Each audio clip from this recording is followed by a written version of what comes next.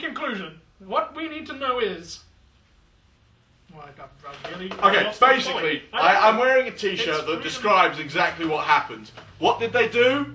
They lost the fucking plot! They did! Lost the plot! This film, basically, reeks of indulgence. It's indulgent by the cast, and it's indulgent by the writers and the director. To be honest, the cast, they were doing what they were told to do, and to be honest, the acting was pretty good in it. But yeah, I think that Tobey Maguire was indulging himself doing the emo montage. Oh, I think so. Actually. Where is your costume and hair designer? Because, I mean, seriously, they need to work together. Because, I'm sorry, Peter... There was no symbiosis between those two people.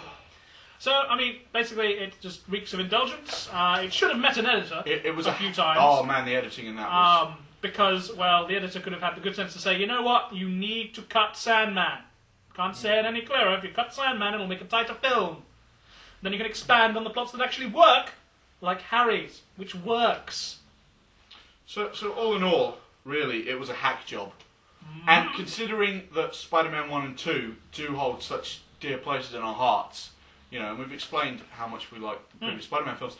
Absolutely. This one was not just disappointing, it was abysmal. It was an abomination. To be honest, I can understand if someone new comes on, because X-Men 3 had Brett Ratner, right? And there was a whole thing before that. And now, it's not the greatest comic book film ever, but to me... It's still entertaining. It does what Spider-Man 3 does. Spider-Man 3 tries to cram in a lot of plot and make it into a workable film, and it doesn't work. With X-Men 3, they crammed in a lot of plot, and yeah, it's kind of shaky, skims a lot, but it's still entertaining. It's still... I mean, maybe that's because you see big showdowns, you know, Wolverine and Juggernaut going, the Beast doing his thing. It's fun.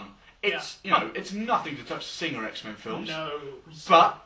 it's still fun. Yeah. You know, Ghost Rider, I saw it, it was abysmal. We saw it together. We thought it might be the beginning of a beautiful summer of comic book movies.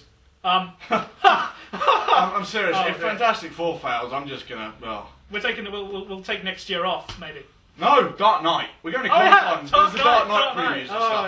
Yeah. Yeah, we will be doing one of these after Comic-Con, I'll tell you that much. Woo! Comic-Con. Hey, maybe we can do one once we're away. We'll do one with Neil Bailey. Excellent! I can't take this camera overseas, though. No, you're right. No, we'll find... We'll find Neil's got a video camera. Neil has got a video camera. Yeah, exactly. We'll take it. Cool. Well, I thought that was a webcam. I don't know. I'll talk to Neil. Cool. So yeah, basically, stupidly disappointing. Everyone I heard coming out the cinema was saying it was crap. I've spoken to lots of people who have said it was crap. A lot of people online somehow think it was passable / good. That's fair enough, to be honest. But those same people think that Superman Returns sucked. I don't. I really don't understand. Because I don't get that. I don't get that correlation. We're huge Superman fans as well. I mean, soon this arm will have the Superman Batman logo. You know, so. You know, if there are things wrong with Superman Returns, we'll admit, but how people can think it was a snorefest and this was actually passable, I have no idea. We were watching the same movie. Did you fall into, I don't know... Maybe there was a different cinema showing a proper version of Spider-Man 3 that me and you and, you know, Craig and Martin and, you know, Chris and everyone else just completely missed. It's an appalling possibility. So anyway, basically, we didn't like it. If you've been watching for this long, we have just gone off on a rant. I think we've got everything in there we wanted to say pretty much. Pretty much everything. What do we think? Sequels? Will they go for 5 and 6? And if they do, what do we want They to will. They will. Marvel wants to do it. You know, and Spider-Man's broken box office records, and you know, it's one of the most successful films. Particularly in Europe, actually. Yeah. Oh dear. So basically, if they do a Spider-Man 4, new broom, lads. Seriously, new talent everywhere. I mean, people have said names like Jake Gyllenhaal and Joseph Gordon-Levitt for Spider-Man. Gyllenhaal? Yeah. Yeah. For Spider-Man. I think Jake Gyllenhaal as Spider-Man would be fantastic. That'd be great. And, you know, you just get totally new people in and reboot the franchise. Well, not reboot it, but have it be about a more mature and seasoned Spider-Man. Yeah.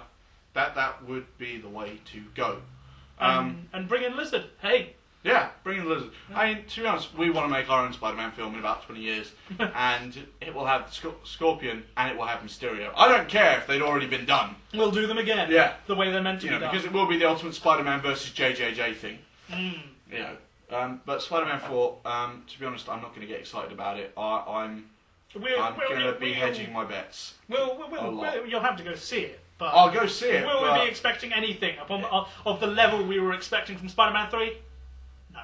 Yeah, because here's what here's decent. to be honest, here's what we were expecting because we were hyped, and here's what we got. Hang on, no, I'm sorry, you've gone out of frame. We've gone out of frame. We've run out of frame. So yeah, basically, I give it a 1 out of 5, and that's mainly because it did have a couple of bits I liked, and it was still cool to see Spidey swinging around, but ultimately the story and the plot line let it down. They just nothing was led into. It was all just take. It sucked. It did. And this board we have behind us, this is what we got at the premiere. We had to carry this home. On a train. You have no idea how 2 trains. On a tube. 2 trains, actually. We went down onto London Underground, then we took a first Great Western service from Paddington to Reading, carrying this thing back. Now, it's about 6 feet tall, you know, and about, what, 4 feet wide? Yeah, something like that. Yeah.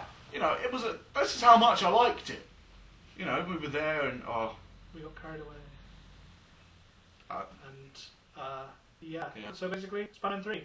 Huge indulgence by everyone involved in making it. Huge disappointment. Let's hope the other 3s coming out this season will work. Pirates of the Caribbean 3, coming out in a few weeks. Let's hope that's Shrek, you bloody Yanks get it next week. We have to wait months. Yeah, lots of months. Oh, which is stupid. Apparently Transformers has been kicked back as well. Really? Apparently so. That's weird. Although, to be honest, I'm not thinking much for Transformers. Well. No, it'll be another... Greg's got a big grin on for... Well, I've got a grin on, but I'm not getting a geek on. Fair enough. No, get away. So anyway, this is Lou Barnard and...